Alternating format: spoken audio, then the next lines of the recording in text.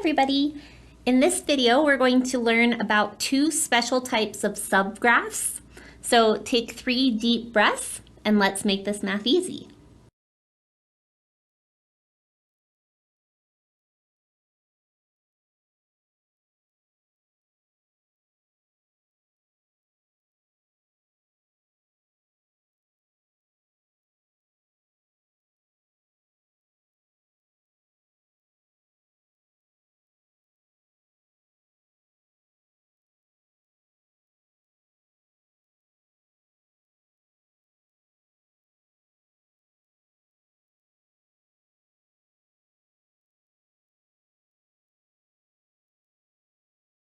All right, so the first type of subgraph that we're going to talk about is a path. So the technical definition of a path is that it's a subgraph whose vertices can be written as a sequence where each pair of consecutive vertices in the sequence are adjacent and no vertices are adjacent unless they are consecutive in the sequence. That's the technical definition of a path. But basically what it means is like this sequence that they're talking about here is basically a list of all the vertices that the path goes through. So the way I like to think about a path is that you have some starting point. So let's say I start at the vertex B. So I could describe my path with a sequence or a list of vertices. So I'm going to start at the vertex B. And then I like to kind of imagine like you're walking along the edges to get to the other vertices. So for example, in this path that I've highlighted in this graph, you could walk from vertex B to vertex D. So that would be the next vertex in the sequence. Then you could walk to vertex E, and then you could walk to vertex F. And that would be the end of your path. So this list of vertices here is the sequence that they're talking about. And when they say that consecutive vertices in the sequence are adjacent, basically what they're saying is that in this subgraph, which I've highlighted in red, the vertex B and D are adjacent to each other, or they have an edge between them. So that's basically what a path is. And with paths, you can travel along any of the edges. So another potential path you could do is you could maybe start at vertex B, and then you could go to vertex C, and then you could go to vertex E, and then you could go to vertex F, and then you could go maybe back to vertex C, and then you could go to vertex D, and that would also be a path. So the main idea of a path is that you have to be able to travel along the, like whatever path you choose in a straight line. So, you know, I went from B to C, then to E, and then to F, then back to C, then to D. And that's the definition of what a path is. And then circuits are basically a special type of path. So a circuit is a path that begins and ends at the same vertex. So it kind of like goes in a cycle, you could think about it. So like, let's say I started at vertex B again.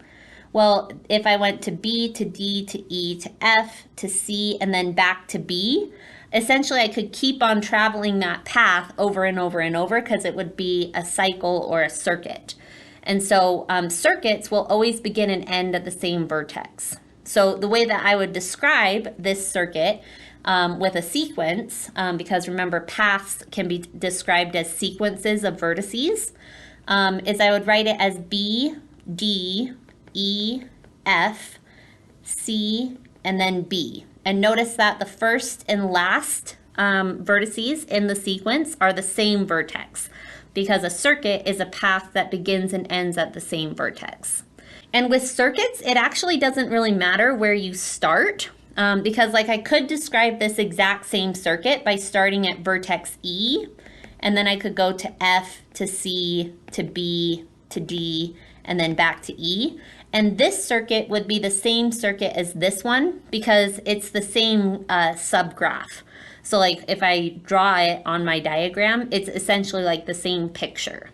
And so that's the definition of what a circuit is. And one of the things we're going to be studying more in this unit is Eulerian paths and circuits. So the definition of an Eulerian path or circuit is a path or circuit that uses every edge in the graph exactly once. So every edge has to be used and you can't double use the edges.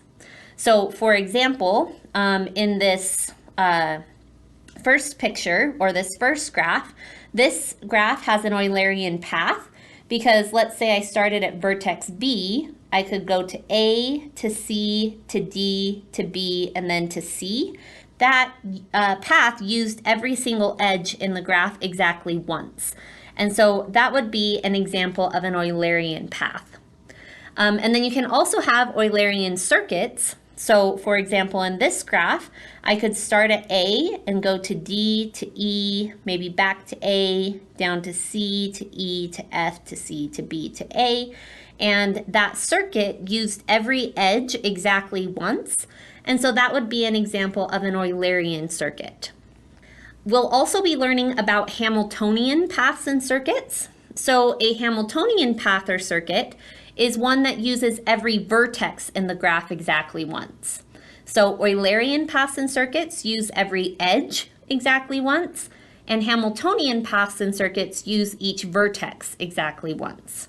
So a Hamiltonian path might look something like this. I might start at A and then go to C and D and B. And then that would be the end of my path because I've used every vertex exactly once. I could do a Hamiltonian circuit by maybe starting at A, then going to D to E to F to C to B, and then back to A. And because I've used every vertex exactly once, that would be a Hamiltonian circuit. So Hamiltonian paths and circuits and Euler paths and circuits are special types of paths and circuits. You can also have paths and circuits that don't follow these rules. And those would just be ordinary paths and circuits. But these special types of paths and circuits where every edge is used exactly once or every vertex is used exactly once are special types that we'll be studying more throughout this unit. So that's it for this video. I hope you guys have a good day.